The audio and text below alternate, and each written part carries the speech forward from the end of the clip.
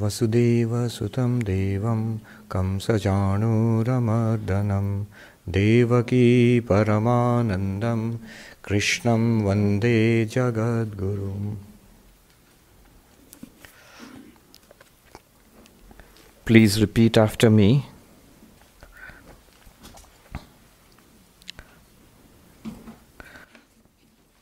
The verses 11 and 12, which we did last time. Shri Bhagavan Uvacha Ashotyan Anvashocastvam Pragyavadangscha bhashase Gatasu nagatasunscha Nanusochanti panditaah Natvevaham jatu nasam Natvam neme janadhipa Nachaiva na bhavishyama Sarve vayamatah param.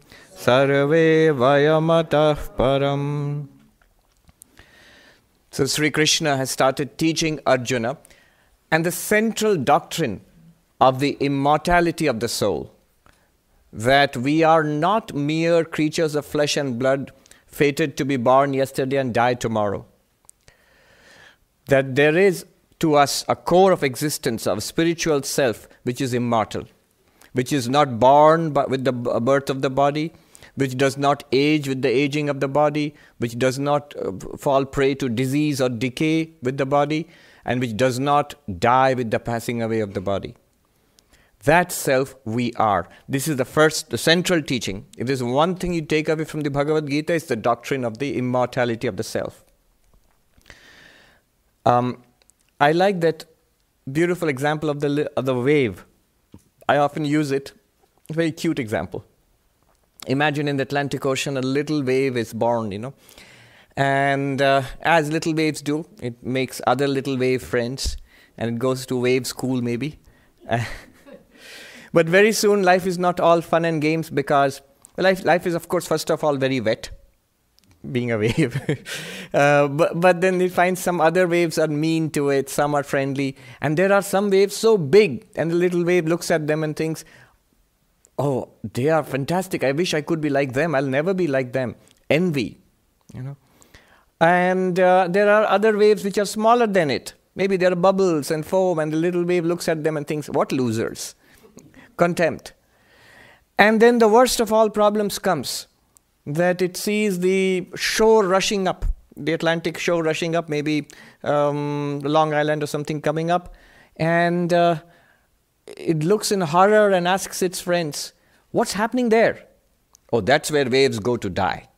What? I'm going to die? Yes. No, I don't want to die, but you have to. Everybody has to die. You go and crash against the shore and you die. And he's horrified. It's the inevitability of death, the fear of death. But luckily, there is a wave Gita class going on, and is fortunate enough to go there, and he hears that yes, waves die, but then we are actually not waves. Essentially, we have this wave form, but essentially we are water. There is something called water, which this water, the water does not die. You go and slam into the rocks there, you just lose the wave form. You are water, you're still water. You're spray now, you're foam now, you're water vapor, whatever you are. You are always this water which does not die. And after some time, the wave realizes what water is. And look at the results. First of all, it realizes, oh, all of them, the big, huge wave which I was jealous of, that's also water, I am water. And the little wave I was contemptuous of, we are exactly the same water in me and in that wave. There is no jealousy, no envy or contempt. And greatest of all, that fear of death is completely gone. It's a change of form, from a wave form to maybe spray or foam or whatever, change of name. And yet I remain exactly the same.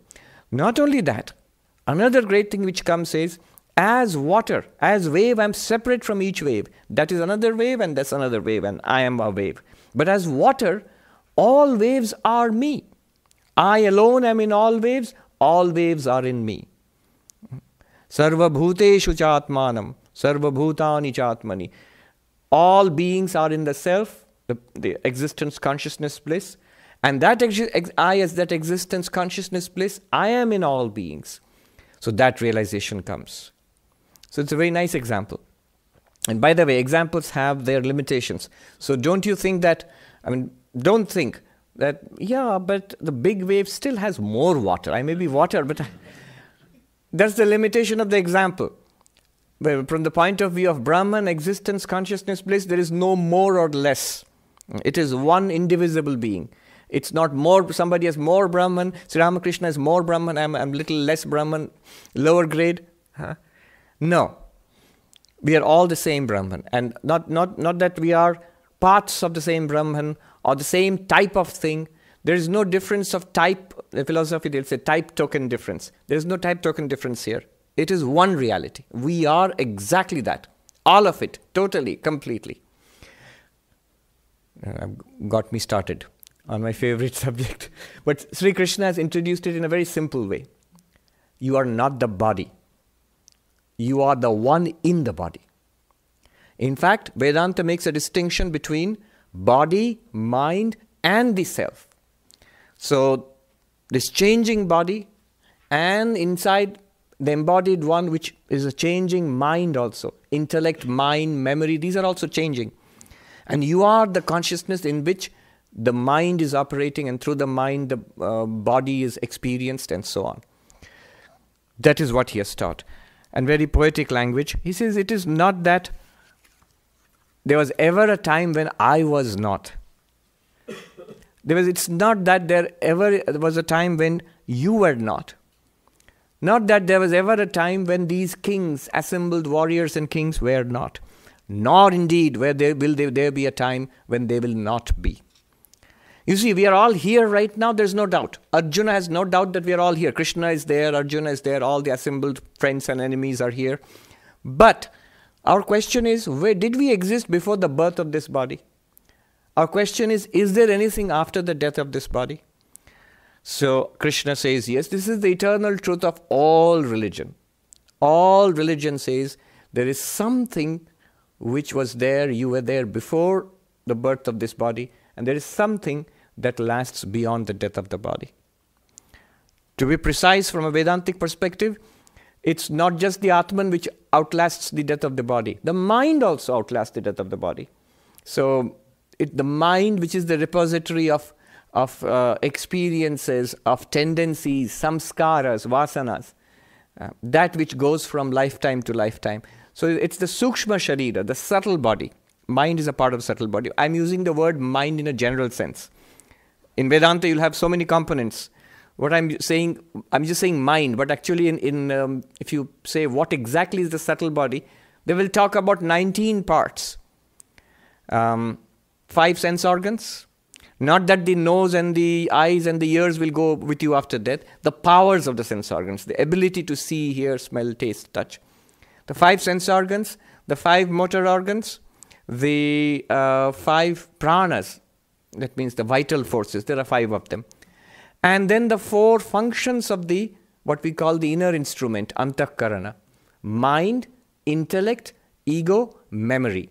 Mana, buddhi, chitta, hankar. All together 19. 5 plus 5 plus 5 plus 4. If you say, I forgot that, don't worry, it will come again. Many times over. So, that does not die with the death of the body. That does not die with the death of the body. That goes on, when this body dies, that goes on to other worlds and takes up other bodies. So that is the teaching. And the Atman does not go anywhere. The pure self, existence, consciousness, bliss, it's like the sun ever shining. It's always there. So that is the teaching. Now, the next verse, 13th verse. Dehino asmin yatha dehe, Dehino asmin yatha dehe, Kaumaram yauvanam jaram, Kaumaram yauvanam jaram, Tatha dehantara praptirdhi, Tatha dehantara prapti. Actually, that is wrong. Tatha dehantara prapti, Tatha dehantara prapti, Dhiras tatra namuhyati, Dhiras tatra namuhyati. So what does it mean? Even as this embodied self, that means you in this body, attains in this body childhood, youth and old age, so does it attain another body. The wise man does not get deluded at this. It's a very well-known verse on the Bhagavad Gita. And usually it's the time you get to hear it is when somebody dies. So this is traditional, the Hindus will have a Gita recital when somebody passes away. So these are some of the verses which are chanted. So it's very well-known. It is a peculiar resonance with me because of a childhood memory. I remember when I was a little kid, our neighbor, they had a son who was much older than me, but I knew him. He was about 10 or 12 years older than me. So at that time, this young man was 19 years or 20 years old. And they went in a college picnic, and he drowned and died in the sea. So here is this neighbor family mourning. You see, loss of a baby is traumatic, but loss of a grown-up young boy or girl, whom you have raised through childhood, that's very deeply, deeply scarring. So I still remember, I think they were chanting this verse or some of these verses, and my dad had sent me to their house with a copy of one of the volumes of Swami Vivekananda's complete works. So I just have that kind of memory and this verse, So what does it say? Just as the embodied being. Who is this embodied being? Sounds very philosophical. Huh? You, here, us, you and him and her and I, we who feel that I am in this body. What is embodied? We who consider the sentient being here, which considers this body to be mine, my body, or I am this body, or this is my body. This is called the embodied being, the one in this body. That one, just as it experiences childhood, kaumaram, youth, yauvanam, jara, old age. Look how they went straight from youth to old age. That means I didn't think they had the concept of middle age in those. So, just as we experience, how do we experience?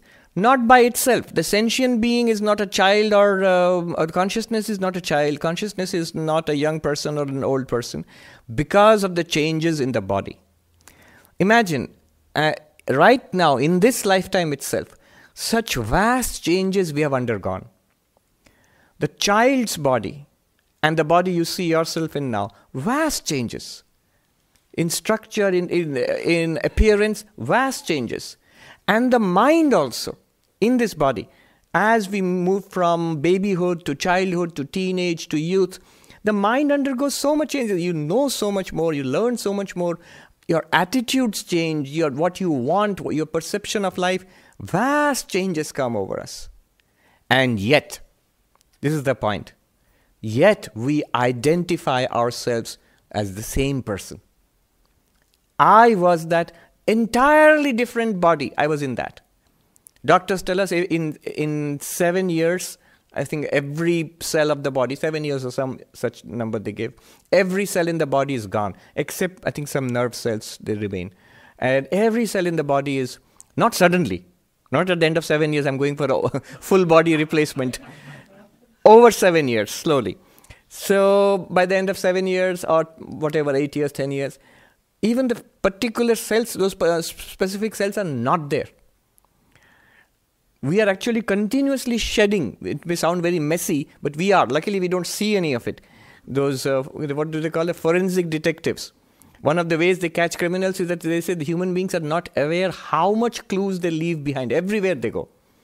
So much of our body cells we are continuously shedding into the environment. So we are in a continuous process of change. What Sri Krishna is doing here is, notice what he is doing. First, he intimated to us the nature of the real self. That existence, consciousness, bliss, which the Atman, which is neither born nor dies, it does not age, decay, nor is subject to disease. That one is the self, is a real self. But now you also must appreciate the nature of the non-self, the mind and the body. Now he's talking about the mind-body complex, how it changes. It's not you, but appreciate what it does. It changes. This is the nature of the non-self, what you are not. The body, what you are not, that changes. Dramatic changes. And because of those changes, I identify myself as a child, as a boy, as a teenager, as a young man, as a middle-aged man, as an old man. But not because of me, the consciousness, because of the changes in the body. These transitions are so clear, so dramatic, and yet we identify ourselves across these transitions. Now what Krishna is saying is, extend it a little further. Just like that, he says, this particular body also will be, you will transit into another body. Dehantara prapti. Dehantara, other body. Deha means body. Dehantara, next body, another body. This body gets worn out. The nature of the non-self, that the body, one thing is it changes dramatically. Second thing is it gets worn out. Wear and tear. And like clothes, you wash them, keep them carefully. Then after some time they are old and you can't wear them on formal occasions. You can't take it out. And then finally they are discarded. And you get a new set of clothes. He will use that example a little later. Krishna will use that example. Just like discarding an old pair of trousers or something, you discard the soul in this body. Here he means the Jivatma. Atman plus subtle body.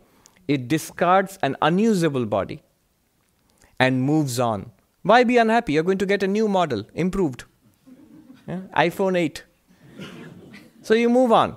All your data is transferred into the next body. So this is the teaching.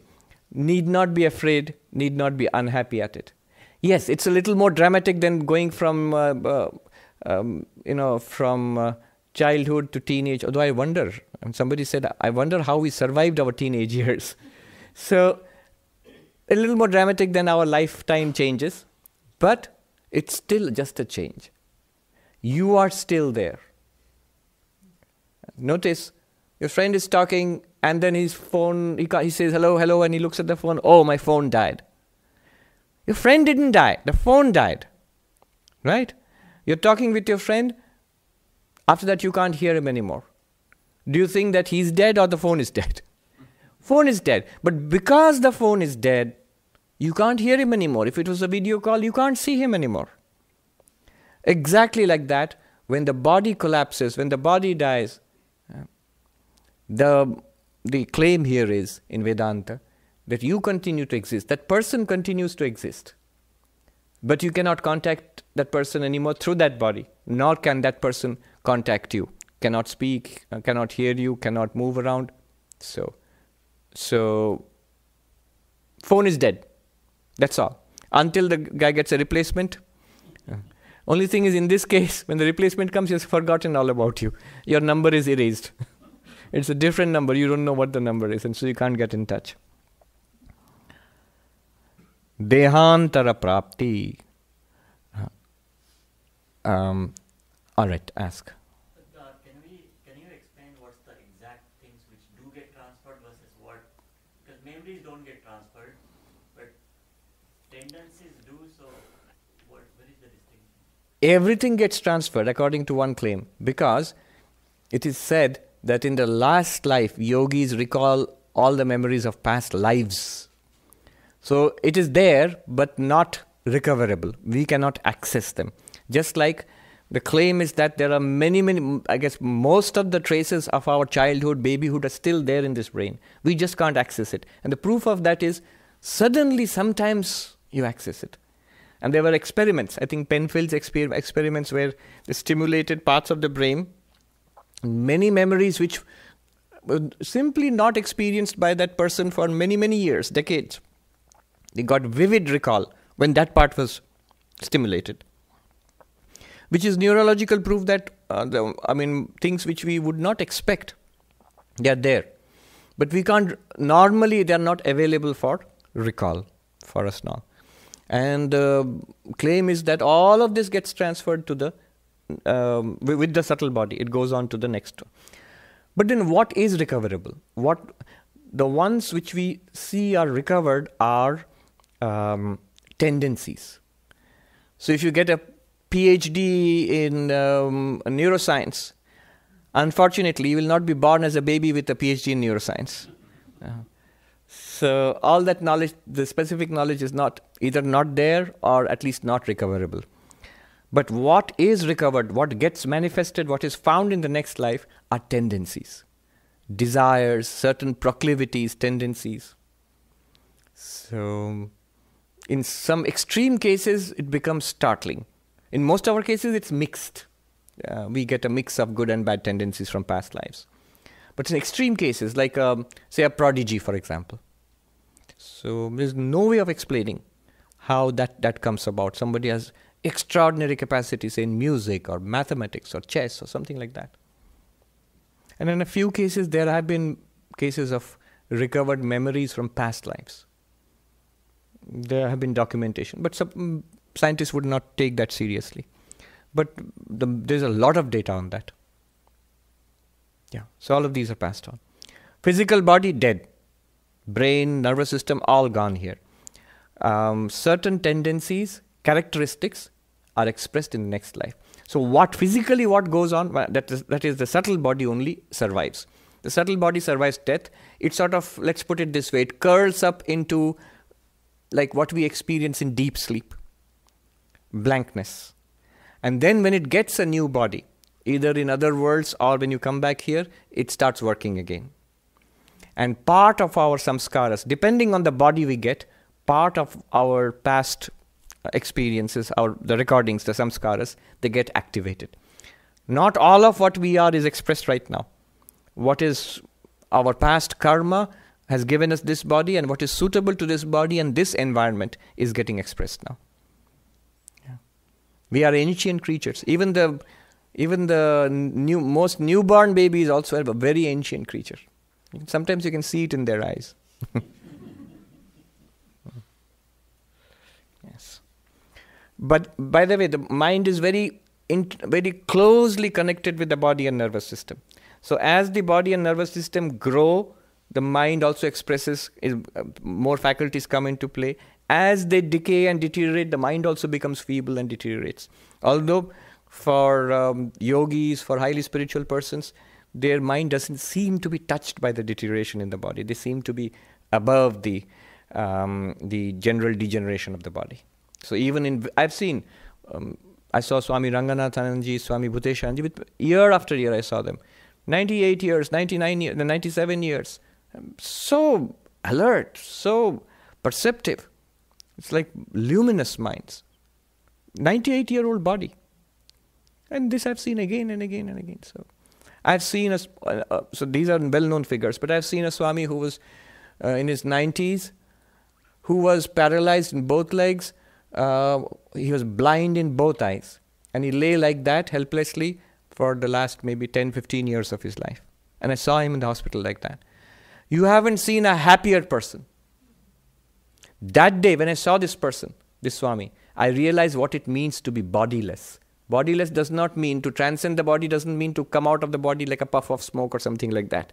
It means being in the body, using the body, remaining in the body, embodied, and yet not affected by the body. We get depressed, a little scratch here, a little ache here. We get depressed, we get anxious. Second opinion, what's going wrong with me? The attitude should be, let the body stay for 100 years, let it die today, now itself. Exactly the same to me. At least say it with conviction. You'll see how much strength you get. So I've seen this in many cases.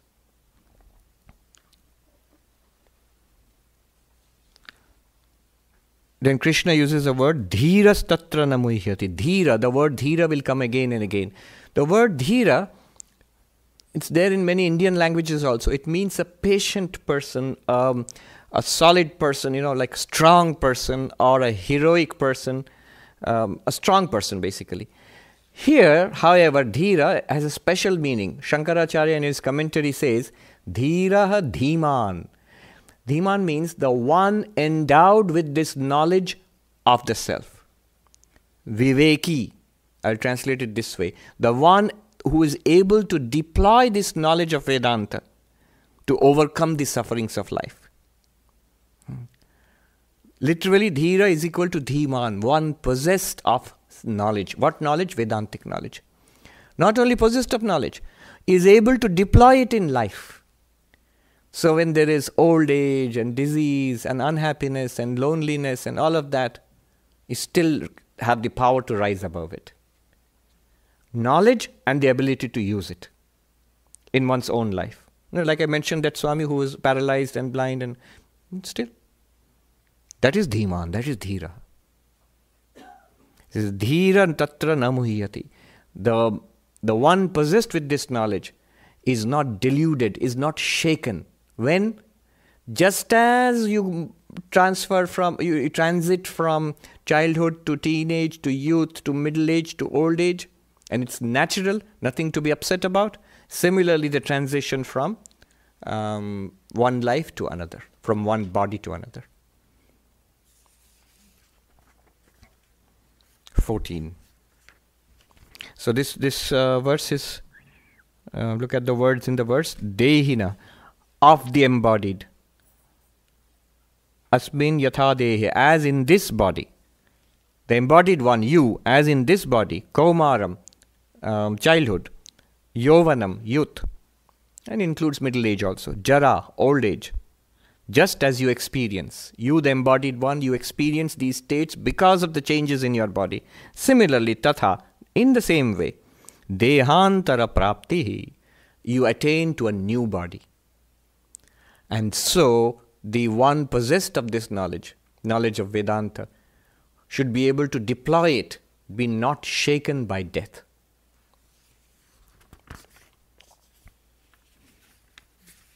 Swami Vivekananda, what a powerful definition of religion. Each soul is potentially divine. And the goal is to manifest this divinity within us. Manifest means not only to know it, but also to live it. To live it means to face up to the challenges of life. That is what he calls dhira here. 14th. Matra sparshastu kaunteya, matra sparshastu kaunteya, shitoshna sukha dukkhada, shitoshna sukha dukkhada, agama paino nitya, agama paino nityan, tanti tikshasva bharata, tanti tikshasva bharata.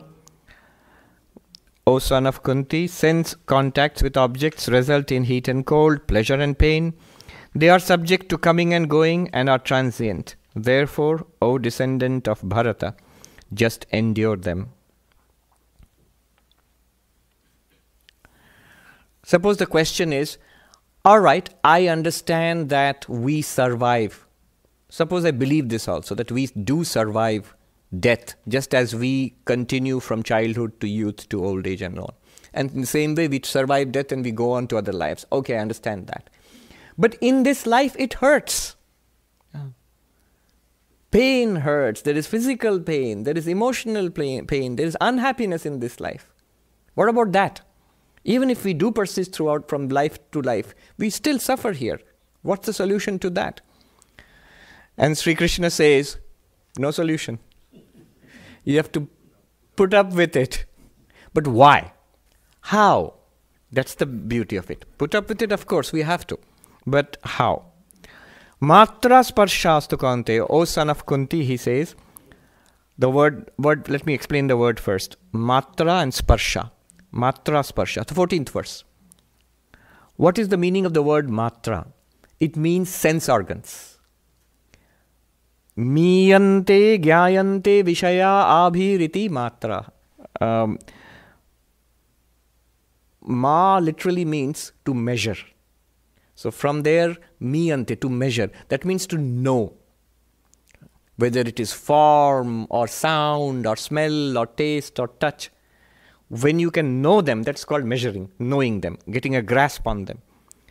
That by which you know these things. What are they? Sense organs. So they are called matra. They are called matra. So we have eyes and ears and nose and tongue and skin. And sparsha, sparsha literally means touch. Here it means the things which are touched. That means the objects. What do the eyes touch? It's a way of putting it. The eyes contact form, rupa. What do the ears, within quotes, touch? Sound, shabda. And nose, gandha, fragrance or smell. Tongue, jivha, rasa, taste. Skin, twak. Twak means skin. What do they touch? It's sparsha, touch, literally heat and cold and pressure, warmth. So that's what the skin senses. The objects which are sensed are called sparsha. And the instruments with which we sense these different objects, they are called matra. A slightly different interpretation, but coming to the same thing, is matra means the functions of the senses. Not just the eyes, but the functioning of the eyes.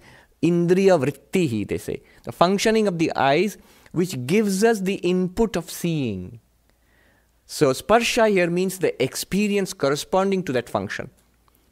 First meaning, the sense organs and the objects, eyes and form. Second meaning, the functioning of the eyes and the experience of seeing. Basically same thing, little more intricate.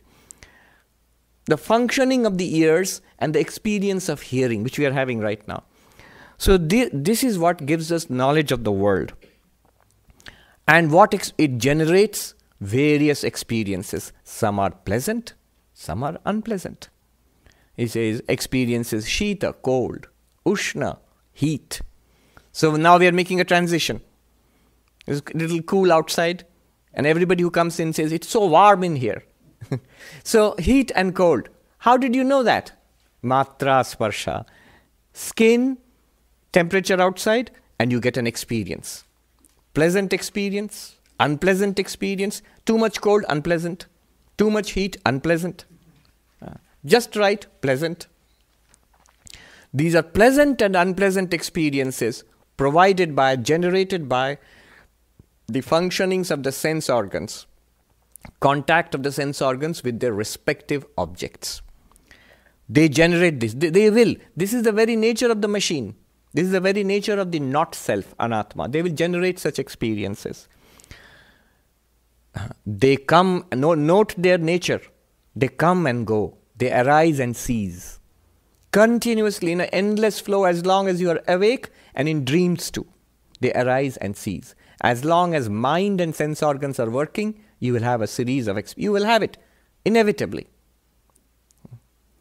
Agamapai, coming and going, arising and ceasing. And therefore, anityaha, transient, impermanent. Every experience is impermanent. What do you have to do then?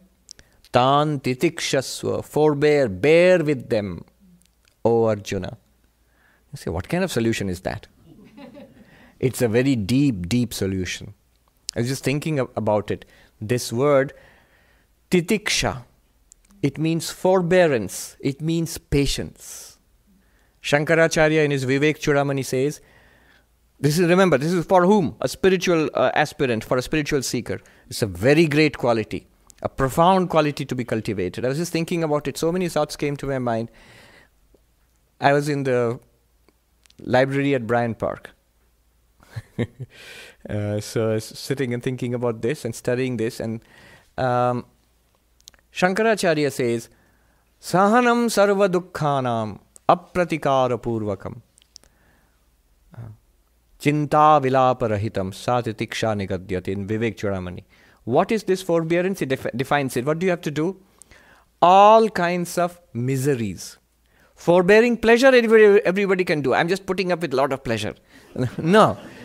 It's the unpleasant side of life which disturbs us, which makes us restless. Forbear. There's a reason for that. There's a spiritual reason for that.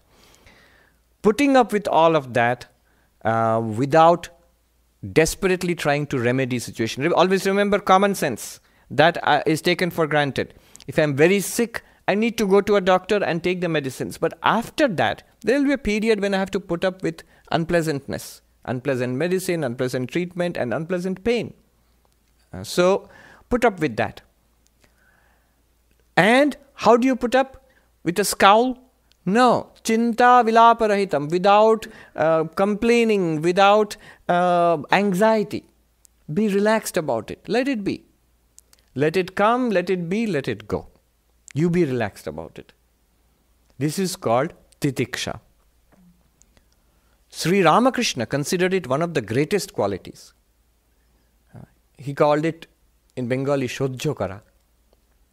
To forbear in life, whatever happens in life, in relationships, monetary, financially, health-wise, do what you have to do. Be active. Remedy the situation, but don't be anxious and don't give it thought. Don't dwell upon it. Don't regret it. Don't agonize over it. Why will you not agonize over it? Because it is impermanent. They come and go. Then how do you treat impermanent things? Welcome, stay, goodbye.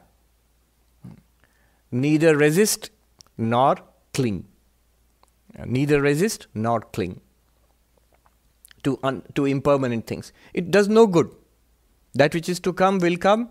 That which is to go will go. Again, always. So I don't have to go to the doctor. I don't have to take medical treatment. No, of course not. You have to do whatever. And you see, Sri Ramakrishna would say, in Bengali, there's a the letter Sha. There are three of them, and they are all pronounced in the same way. In Sanskrit, Sa, Sha, Sha. In Bengali, we pronounce it Sha, Sha, Sha. All of them are the same pronunciation. But one meaning of that is forbearing. In Hindi, what you call sahana, sahan shakti, that means to forbear. So three letters, and they all are pronounced in a particular way, and they all mean, also there's a second meaning to it, that is forbearance. So he would say that. He would make a pun on it. It makes sense in Bengali, not in other languages. The pun goes like this. Sha, Sha, Sha, Je Shai, She Rai, Je Na Shai, Tar Na Shai. Literally translated, without any of the pun effects, special effects. It means forbear, forbear, forbear. Patience, patience, patience. The one who forbears will last. The one who does not forbear will be destroyed. I was reading a book on the Buddha's teachings, and Buddhist book. One of the greatest qualities which Buddha praised was patience. Shantideva in the Bodhicharya Avatara, a very well-known Mahayana text, he says the root, love, compassion, patience. Love and compassion are less important than patience, he says. When you have patience, love and compassion will come of themselves. I mean, there's a lot of research being done right now. There's a psychologist, Jonathan Haidt, H-A-I-D-T. He's very well known in the United States. One of the things he did was, the experiment was an experiment in compassion. So, two groups of students.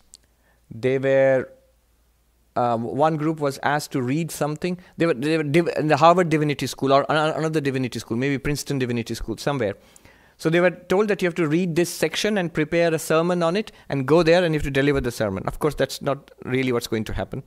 One group was given the story of the Good Samaritan who helps people. on the wayside. So they prepared it, and they walked across the lawn to the other building where they were supposed to give the sermon. Of course, there was nobody there. When you go across there, there'll be somebody to tell you the experiment is over, go home. What was there was on a bench in that lawn was somebody pretending to have a stomach ache. As that person, the seminarian, would walk past, all engrossed and trying to remember the points he has written for the talk on compassion. This person would sort of, collapse in pain and sort of groan and moan and collapse like this. Now the aim was to see how many stopped and out of concern, how many asked if they could do something. Almost nobody did. They were too busy about the talk they were going to give. Some did. And it did not make a difference what story they had read, whether it was a story about compassion or some other story, other parable. So the result of the experiment was, it's not so much knowledge that you have to be compassionate that makes you compassionate. Rather, it is that calmness and slowness and quietness where you pay attention to somebody else that makes you compassionate. If you notice the suffering of another person, that was the conclusion. If you notice the suffering of another person, in most cases we have as human beings, they call it mirror neurons and so on. So we are built for sympathy. So that's why they say that sometimes in places where life is slower, in villages and smaller towns, people are more compassionate. It also could be that people know each other.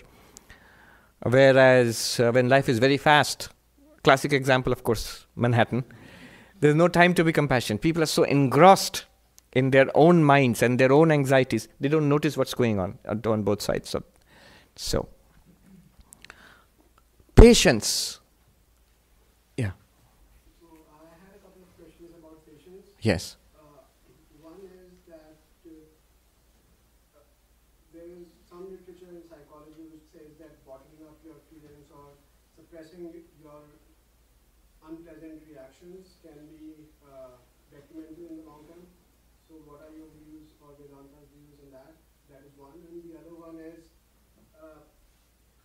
it makes sense to think about patience in these terms when thinking about an illness or something, or some misfortune that you cannot attribute to somebody else. But sometimes people, how would patience be a virtue when it is versus an adversary or somebody who's being unjust or against injustice in general? Right. So that's exactly where patience comes into play. The Buddhist book I was reading made an important point. Patience does not mean taking things slow or letting things happen to you. Patience means not being defeated. Adverse circumstances, people who are treating you badly, people or a health problem or a financial problem, whatever. Don't admit defeat. That is a sign of patience. Not to collapse and say, I'm being patient, let whatever is going to happen, it'll just going to happen. No. To retain energy, to be up and doing, calmly, to get back to shake up the dust yourself off, get back into the struggle, calmly, without reacting. So, without reacting does not mean you will not do anything. You will do what is necessary. That's what I'm trying to answer your question. So, for example, you said bottling up feelings. Now, bottling up feelings is not good. Repression is not good. But channeling feelings is very good.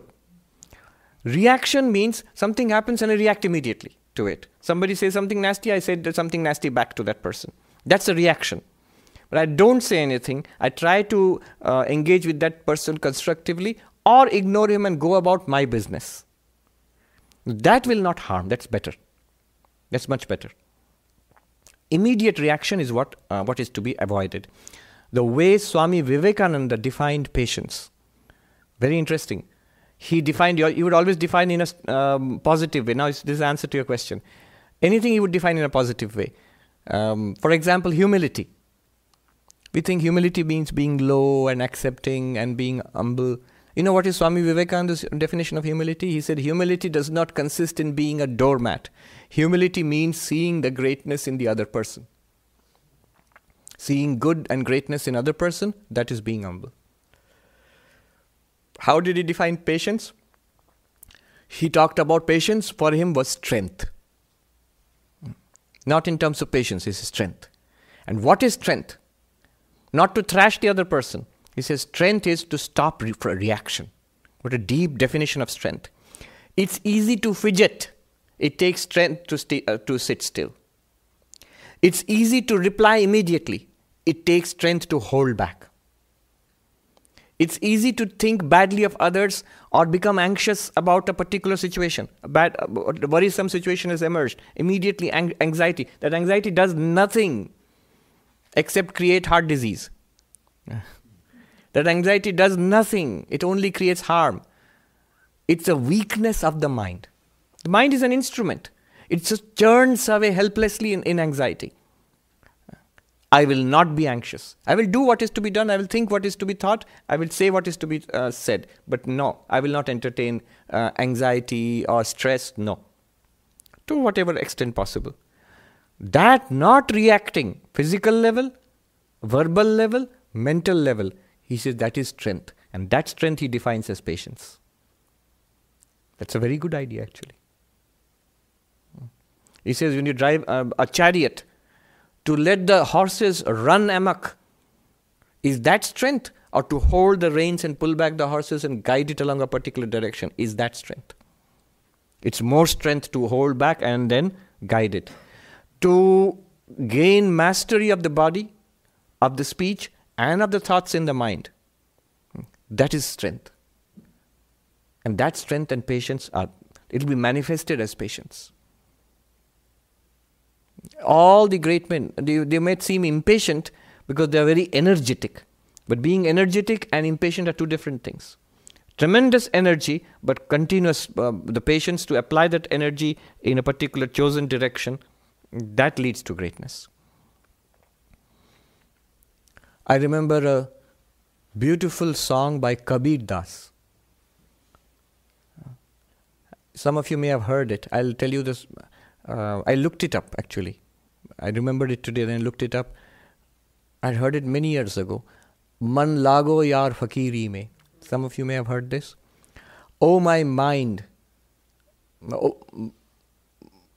be attached or take to the monastic life, the ascetic life, the simple life. My mind has fallen in love with the simple life. My mind has fallen in love with the free life. A fakir is an unattached, like an ascetic, a lover of God and not attached to anything in the world. Oh my mind, he calls his mind his friend. Oh my mind, my buddy. Fall in love with the free life. Fall in love with the simple life.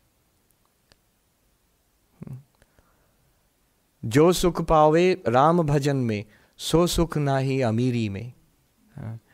The joy, the bliss that you get in repeating the name of the Lord Rama, it is your mantra, the name of God, the chanting the name of God.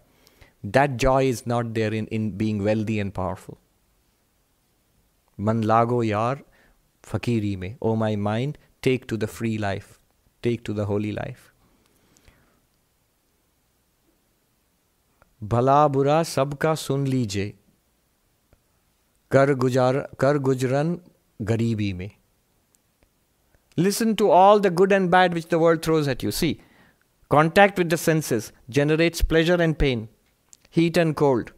Not only heat and cold, pleasure and pain, it generates honor and dishonor, success and failure, hope and despair.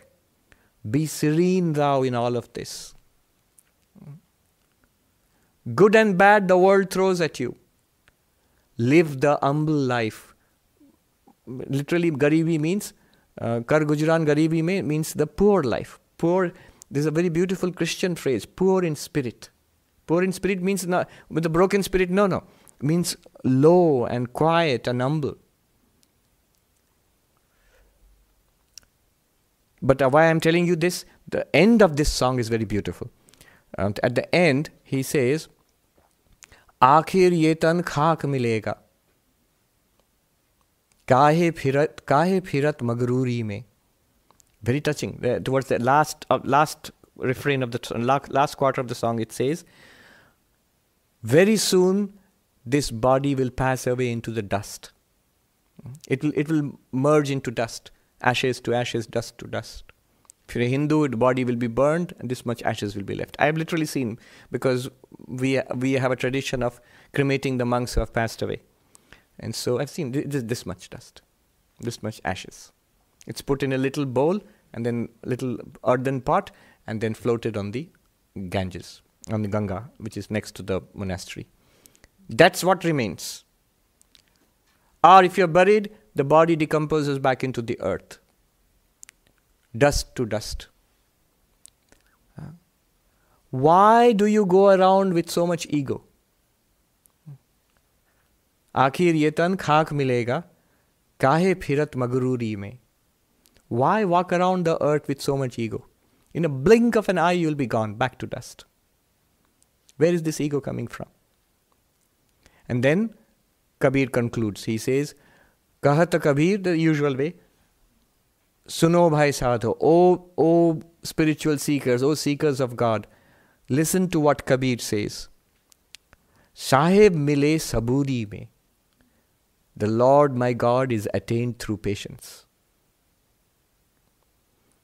Saburi, the word, means contentment, means patience. Sabr means to be patient. Hold on, hold on, hold on. There's nothing like holding on. Yes. Mentioning the ego brings up a question for me. And this may be my misinterpretation, but in many spiritual traditions, if not most, it seems that human beings are viewed as the top life Yes. over animals and plants.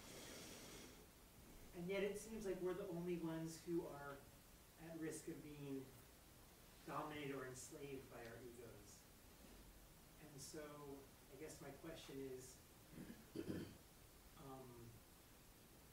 wouldn't that make us put us in a position where it would behoove us to be pupils to other species that are less ego-driven? True, but they are instinct-driven. Here we have the possibility of freedom. The first time, the possibility of freedom. And so we are like a bridge. Human beings are like a bridge. So this human birth. Remember, we are sentient beings, whether in the body of a dog or a plant or a human body or a divine body. We are sentient beings. In this body, it's like a bridge towards the higher life. So that's why. But a beautiful conclusion.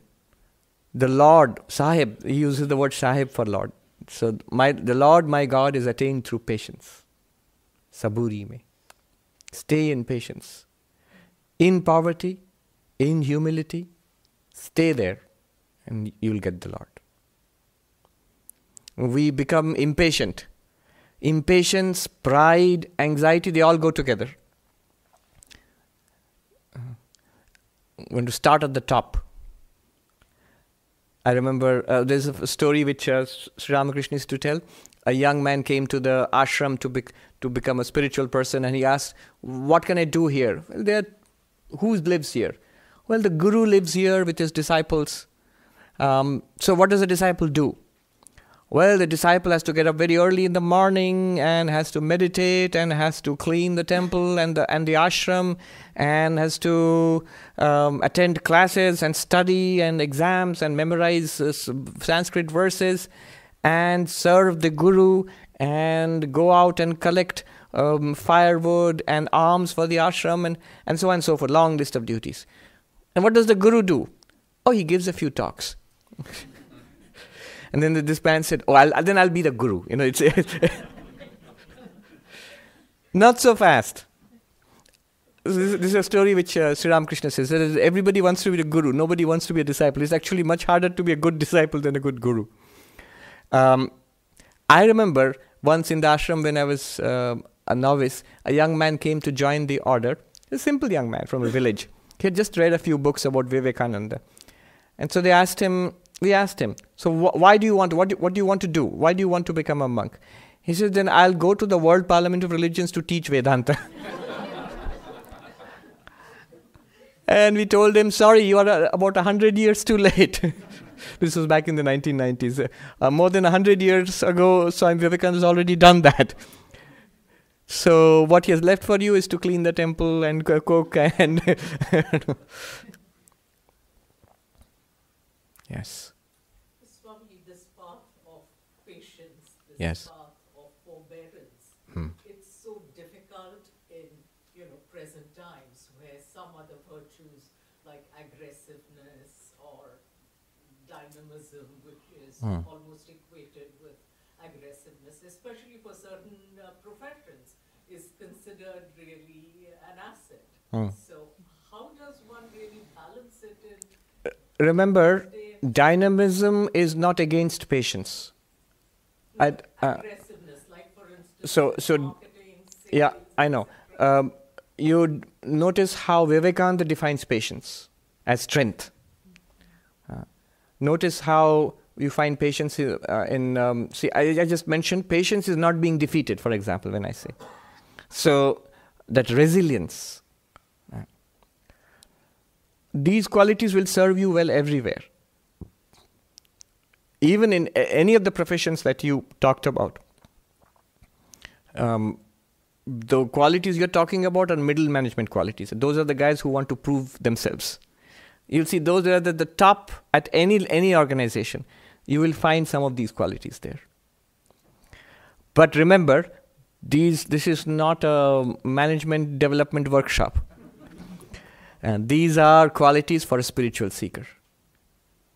What will you get by these qualities? What will you get by those qualities? You can climb a little further up the corporate ladder. But Kabir has the last word. Very soon, handful of dust. Nothing else. Yeah. I know this story that a counselor, he was walking with his client who was an executive and very stressed in a corporate job. And he said, I have no time. I can only, whatever you say, this session, this practice, I have no time for that. You don't understand. Day and night I'm busy. And they were walking through a graveyard. And this counselor said, look at those people. All those graves, the people lying there. In their time, they were among the busiest people in their lives.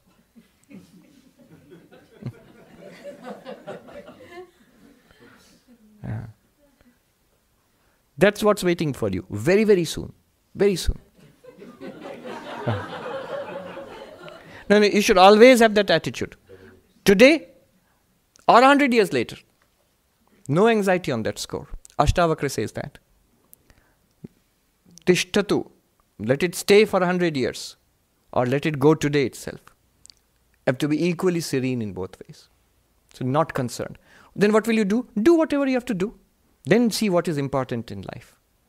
It's the only one thing will be important in life then, this one.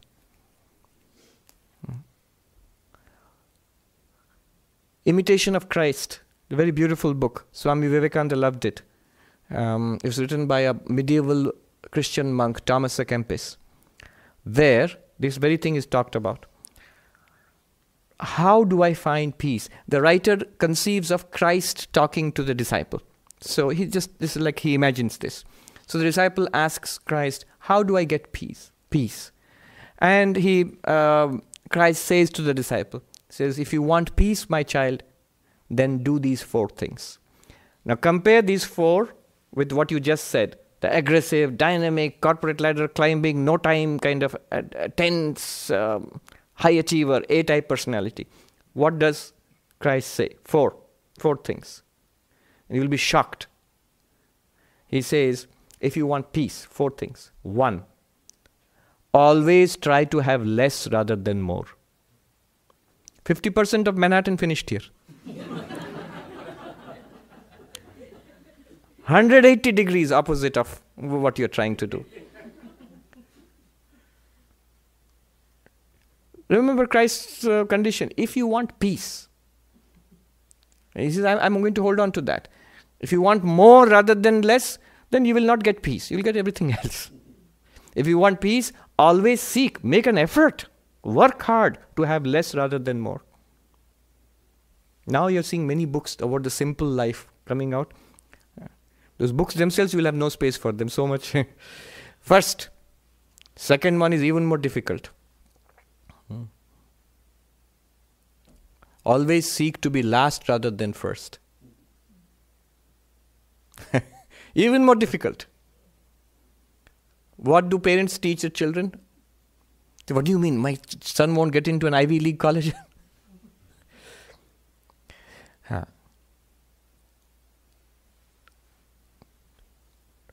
Think about it, what it means. The kind of mentality there. Not that he's trying his hard to be a loser. That's the first thing that a person in Manhattan will try to say. Oh, you want to be a loser? No. One thing which you want, say, suppose you want God realization. There, no compromise. In everything else, you go ahead. I'm not competing against you. Be last rather than first. This is just a play on the biblical assurance. Christ says, the last shall be first. Then the third one is even more difficult. If you want peace, even more difficult than this. Always seek to do the will of another rather than your own. Always seek to do the will of another rather than your own. 50% of divorce cases will be solved here itself. They will not end in divorce. The problem will be solved. Let your will be done. Think about it, why not? In most cases, it's a minor difference of opinion, a difference of taste. Always seek to do the will of another rather than your own. If you want peace. And the last one is most important. In all things, learn to accept the will of God. Everything is exactly as God wants it to be, even the most horrible things. To learn to accept that. Do your duty. If you see suffering, if you see problems, do what you have to do. But know that, don't fight against reality. 4 things, if you want peace. We do exactly the opposite. More rather than less, no peace. First rather than last. Let alone last, not even second, always first. How many people can be first? One. Yeah, see, that's great. One. Not great. They say, no, if you win the rat race, you're still a rat. Just a bigger rat than the others.